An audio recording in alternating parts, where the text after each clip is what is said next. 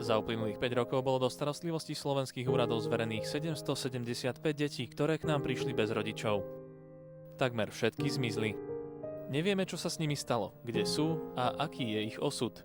Vypočujte si výpovede niekoľkých, čo žijú na Slovensku. Ich skúsenosti, postoje a názory možno napovedia, prečo ostatné deti zmizli.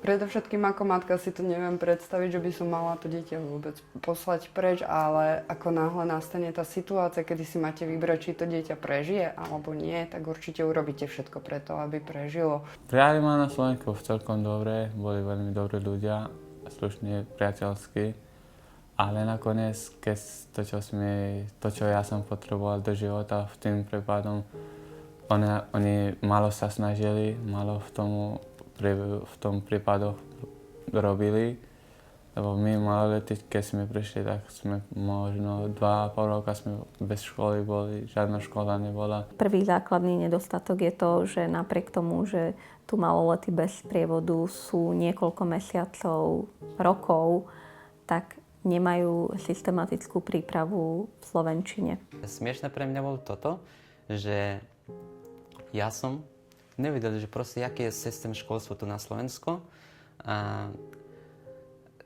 Nás rovno zobrali do školy, do také školy, čo je obchod a služieb, stredná odborná obchod a služieb, proste, a tam nás zobrali a do toho odboru, čo sme nechceli, nás dali. Všetci bývali v Orechovom, v detskom domove v Orechovom, čo je vlastne detský domov, ktorý bol umiestnený mimo dediny, za dedinou, v lese, s tým, že samozrejme, keď končili študenti o nejakej 4:00 po obede a mali ísť hlavne treba v zime, tak sa do dediny ešte mohli odviezť autobusom a potom ich čakala dlhá cesta tmavým lesom po asfaltke neosvetlenej, v daždi, v zime.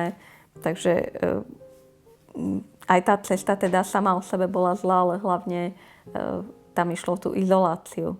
Детский дом был в Тренчин, Horní Orechove.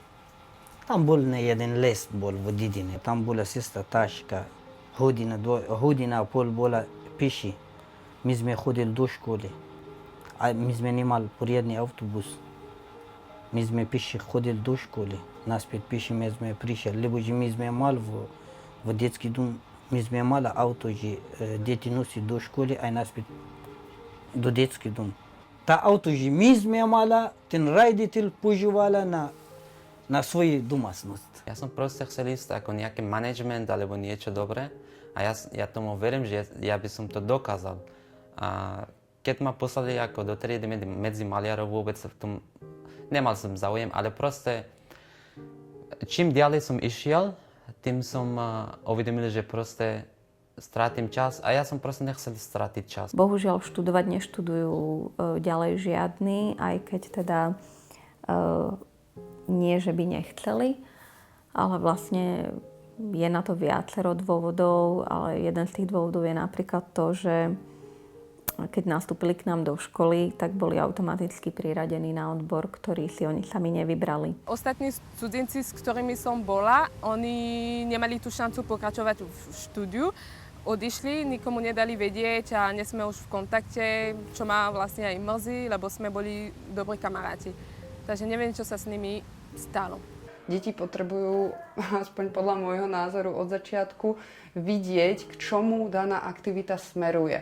A potrebujú vidieť ten úspech. To vidím už u mojich detí, že keď naozaj niečo robia a dostanú sa k tomu cieľu, tak vlastne to ich náplňa. Tým sa učia.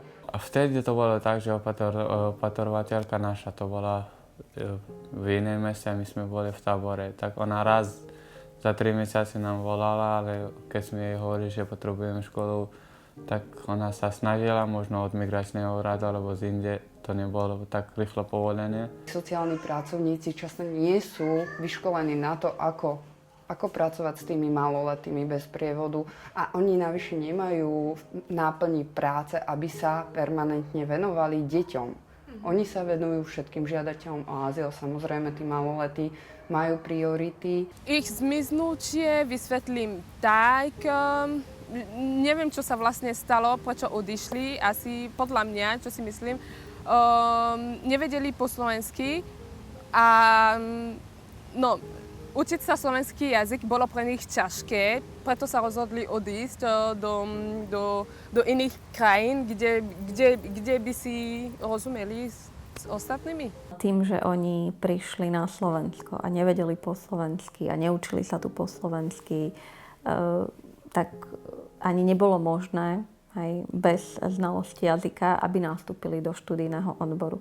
A pre nich vlastne tento 3-ročný študijný odbor, učňovský odbor, bol nie že strátou času, to určite nie, ale keby nastúpili so znalosťou slovenčiny nejakou minimálnou do študijného odboru, tak verím tomu, že už mohli ten študijný odbor mať skončený. Ako náhle necháte dieťaťa bez toho, aby videli koniec niečoho, aby videli koniec tej cesty a nejaké smerovanie, tak potom nemôžete očakávať, že to dieťa vám zotrvá na jednom mieste.